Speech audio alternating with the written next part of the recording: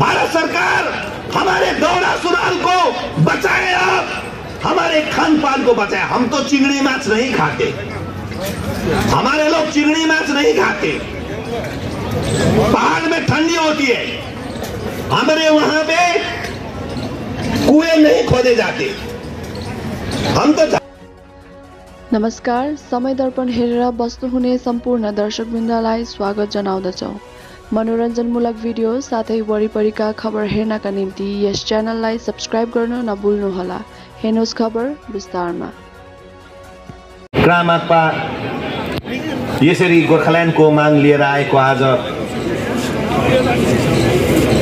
24 वर्ष 6 महिनापछि हामी फेरि यो बृहत संसारको बृहत्तर गणतान्त्रिक देश भारतवर्षको यो सरकारलाई सुनाउने एउटा उचित ठाउँ सरकारले नै छानेर राखिदिएको जन्तर मन्तरको परिसरमा आयोजित धरना कार्यक्रमका मेरा आदरणीय सभापति, पार्टीका नेता कमरेड बीएम राई, पार्टीका शीर्ष नेता general secretary comrade Norbu Lama, पार्टीका शीर्षस्थ केन्द्रीय नेतृत्वहरू, दिल्ली शाखाका प्रेसिडेन्ट आदरणीय दाई उत्तम छेत्री, जो नेपाली भाषा संग्रामका एकजना संग्रामी पनि हुनुहुन्छ, त्यसरी नै हाम्रा दिल्ली शाखाका सेक्रेटरी टेकलाल श्रेष्ठज्यू, हाम्रो यो कार्यक्रमलाई आफ्नो अति व्यस्त कार्यक्रम माझमा पनि पर सारेर सुदूर हामी जस्तै दार्जिलिङबाट अलग राज्य गोर्खाल्यान्डको आकांक्षा बोकेर संघर्ष गरिरहनु भएका मेरा आदरणीय भाइ राजनीतिक सहकर्मी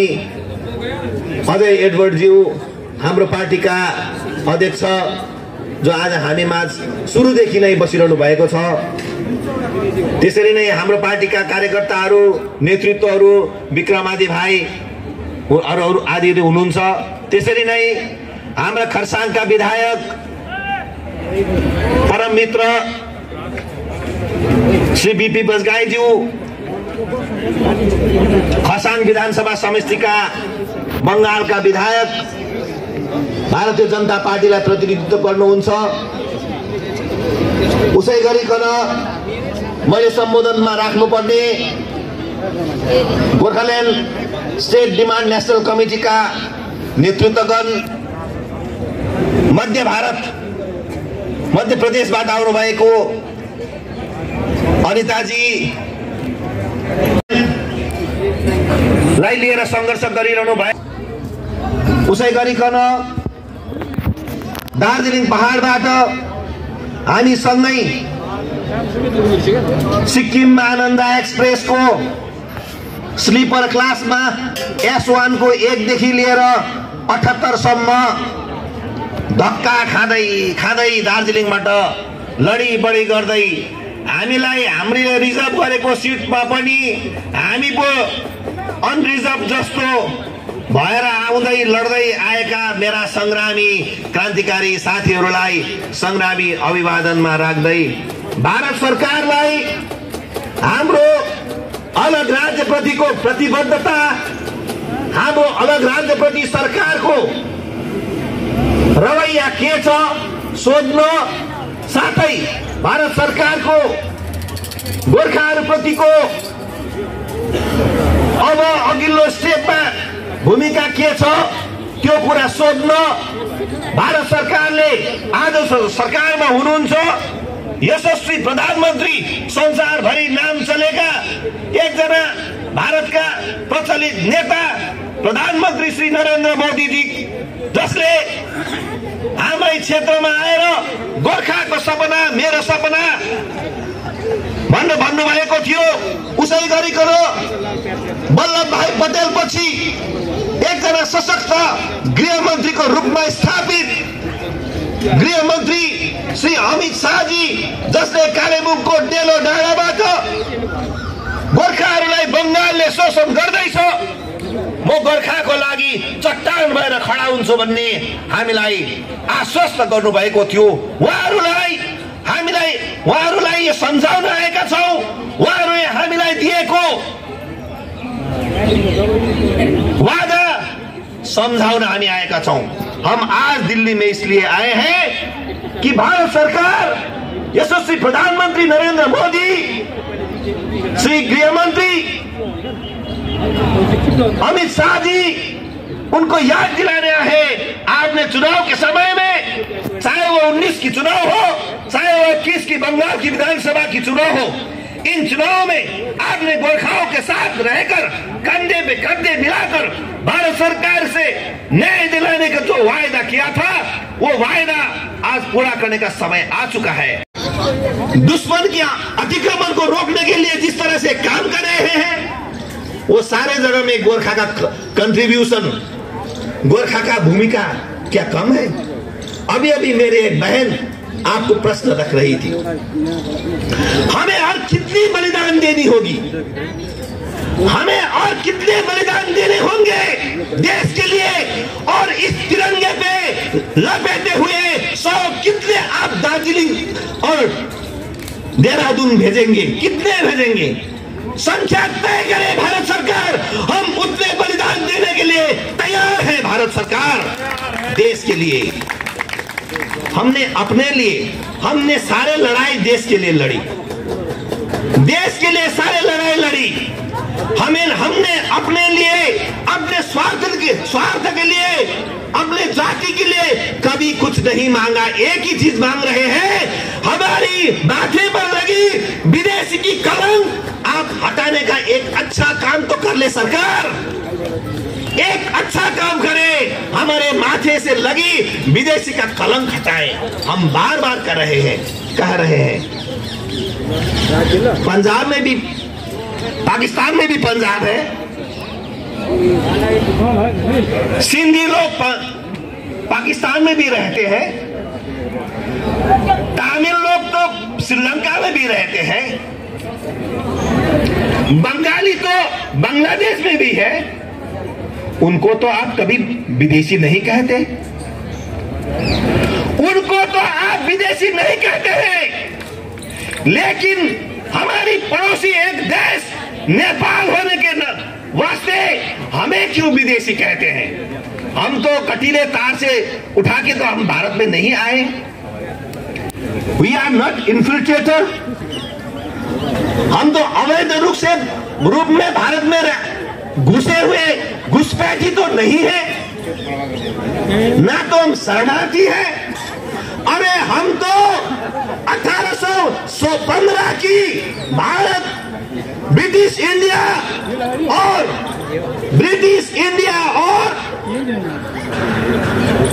नेपाल के बीच हुए सुगौली संधि के तहत जमीन के साथ भारत में आए हैं।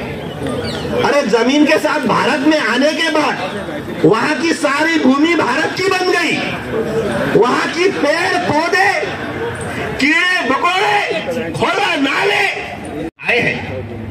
वैसे तो इस जंतर मंतर की भूमि में भारत सरकार ने हमें अपना वादा, अपना बात रखने का जो एक प्लेटफॉर्म दिया है, वही प्लेटफॉर्म से हम ये बात बताने जा रहे हैं। आपको मालूम है, आज हमारे देश के साथ छिमेकी देशों का, हमारे पड़ोसी देशों के साथ रिश्ता इतना अच्छा भी नहीं है, लेकिन उन बुरी नजरों से बचाने के लिए आज गोरखाओं की जो भूमिका है, उन भूमिकाओं को हम याद दिलाते हैं। आज भी देश के इन सीमाओं में -50 डिग्री में हो या गर्मी की 50 डिग्री में, +50 में हो या -50 में हो, बीएसएफ में हो या गोरखा रेजिमेंट में हो, रह के सारे हिमालय क्षेत्र से लेके मरुभूमि तक सीमा पर डटे रहने वाले इन गोरखा सैनिकों के परिवार को आप किस तरह के न्याय देने की बात सोच रहे हैं, वो हम पूछने आए हैं। हर लड़ाई हमारे पड़ोसियों के साथ होती है, उन लड़ाइयों में हमने दर्जनों गोरखा शहीदों को इस तिरंगे पे लपेटे हुए अपने क्षेत्र में स्वागत करने का अवसर हमें मिला। इन वीर शहीदों ने अपने छाती को कभी भी देश के लिए पीछे मुड़ने का अवसर नहीं दिया। उनके हर दुश्मन की हर गोली गोरखा सैनिकों के छाती पे लगी, पीठ पे कभी नहीं लगी।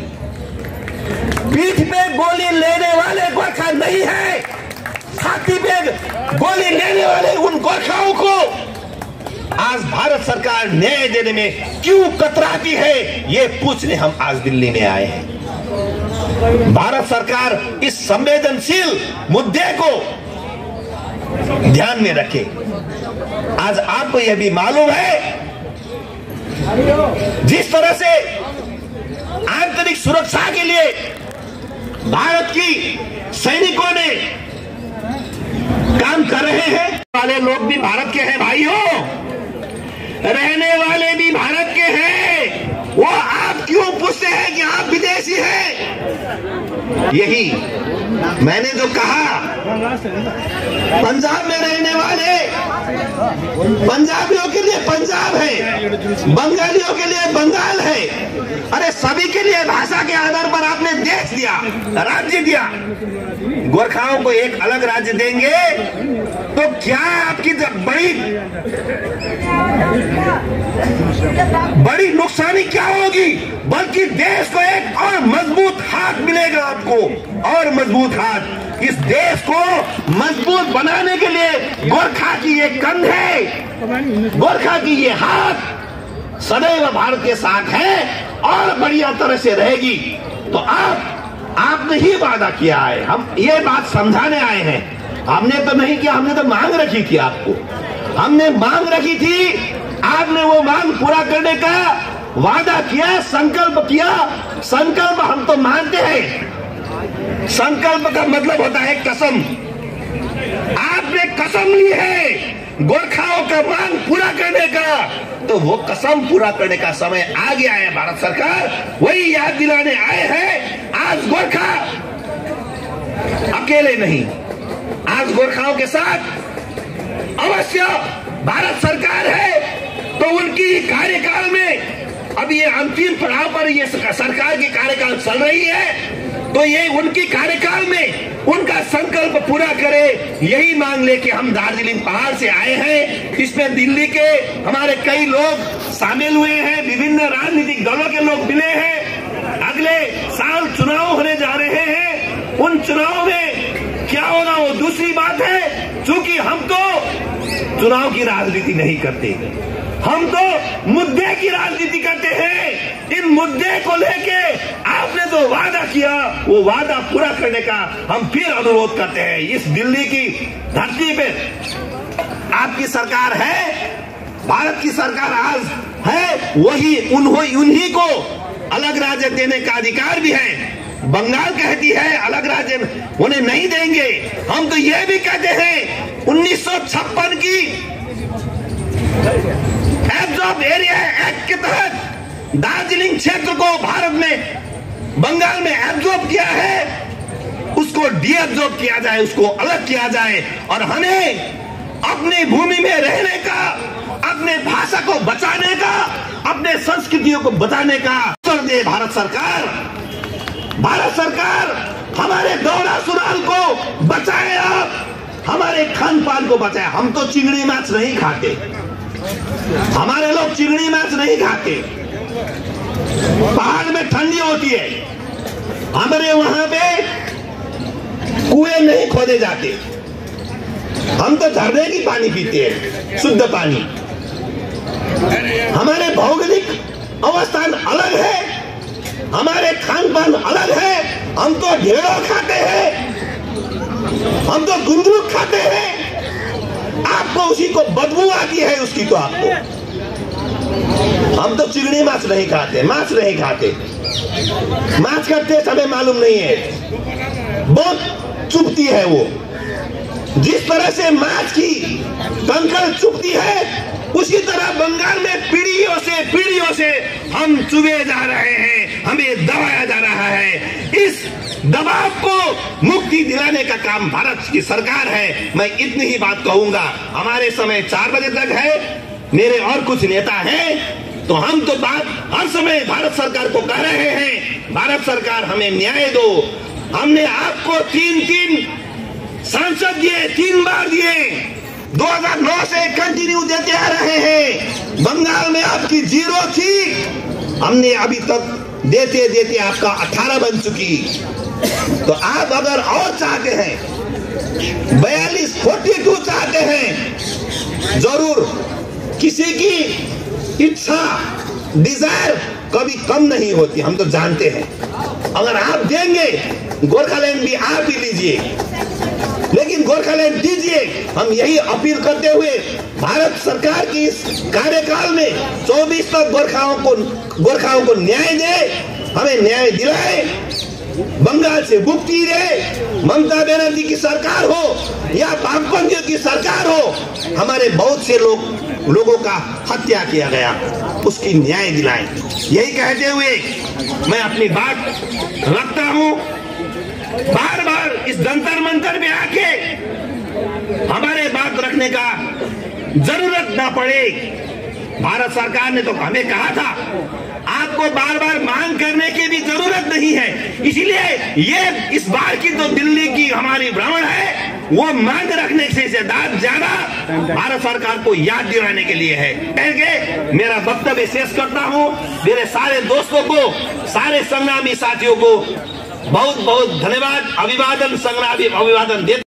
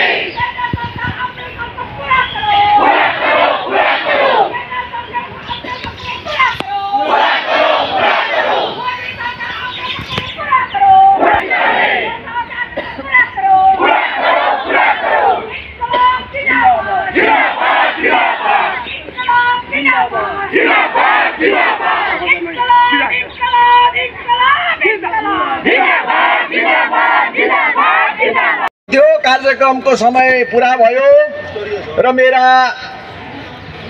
क्रान्तिकारी मार्क्सवादी कम्युनिस्ट पार्टीका आदरणीय सहकर्मीहरू विभिन्न गाउँमा यो नसम्झिनुहोस् कि यहाँ 70 जना आयो भनेर, तर हजारौं गाउँको प्रतिनिधि हो यिनीहरू। यो कुरा हामीले बुझ्नुपर्छ र उहाँहरूलाई म धन्यवाद दिन चाहन्छु।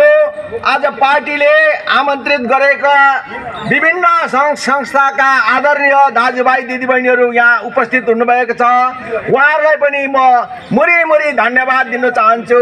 आजको अध्यक्ष सभाको अध्यक्षको हैसियतमा र अब हाम्रो समय छैन र यो हामी एउटा सानो जुलुस गरेर सानो स्लोगन गरेर हामी फर्केर यहाँ आउँछौँ। सबैजना रेडी भइदियोस्। 1 2 3 4 हामी जित्नेछौँ, हामी जित्नेछौँ, हामी जित्नेछौँ।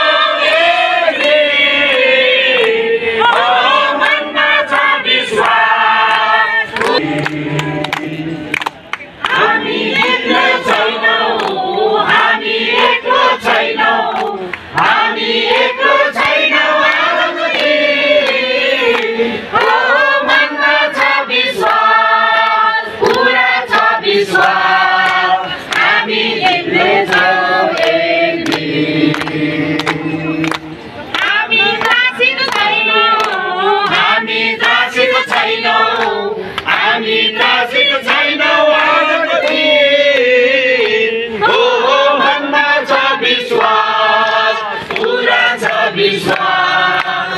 हामी जित्नेछौँ एक दिन। पूरा छ विश्वास सत्य हुन्छ जय एक दिन। हामी जित्नेछौँ हामी जित्नेछौँ हामी विजय गर्नेछौँ एक दिन। पूर्ण छ विश्वास पूरा छ विश्वास हामी जित्नेछौँ एक दिन।